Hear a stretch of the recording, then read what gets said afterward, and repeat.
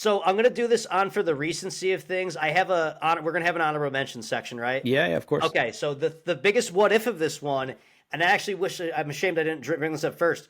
What if it does not rain the day after Game 6? Is one of the biggest ones. You have to realize the Cardinals Mm. would not have a pitcher. Like Carpenter was able to gut it out as a starter, but like if they did not rain Game 6, the Cardinals pitching staff was in a scary the day after Game 6 and buying them an extra day off. The Cardinals pitching staff was in a scary situation.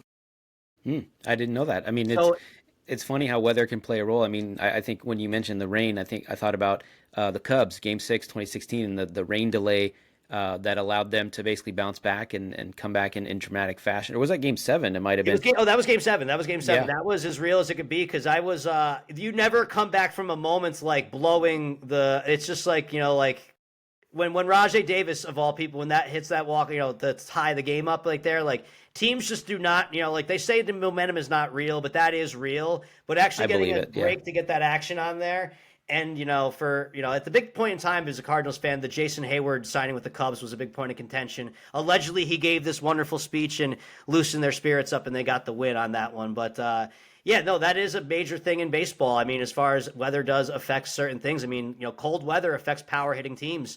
You have to do things differently for sure, but that's definitely a big what if because that's a kind of a forgotten story of that whole World Series, and and it's one of those things of that. I definitely made sure I was sober enough to appreciate the Game 7 after what happened in Game 6, but still had a little bit while before I got my act together, obviously. But that was something, kind of that whole thing. And like, I always had the whole thing, and there was always, it was a bittersweet feeling when the team wins is that, I only had my father to call kind of deal. And like, there's a lonely feeling when you watch a team by yourself when you're not physically with other people. But yeah, that was my what if.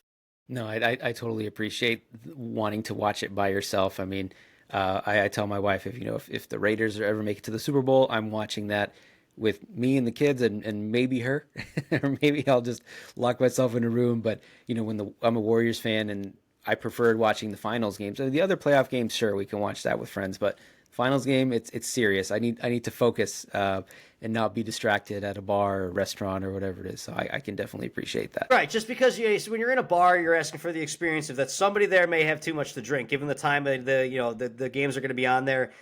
It just takes one person that just want to get a rise out of you, which is not you're not in a fans are so irrational, okay? Like, and I almost wonder if I like am jealous that I don't have that feeling towards my favorite teams anymore, or if I'm glad I've moved on from it. I still don't know how to answer that one, for Yeah, I sure. don't think you ever will. It's probably a little bit of both. It's bittersweet, I think. Now, too, now that I'm older than these guys, like, it's one thing when, you're younger, these guys can kind of be heroes to you. Now it's just like, oh, there's the guy that hit the genetic lottery that we know didn't screw up along the way. Like, like, or that Exactly, work. exactly. There's the hardworking guy that was born with this freak talent that, is prospering and wears the jersey of a team that I like.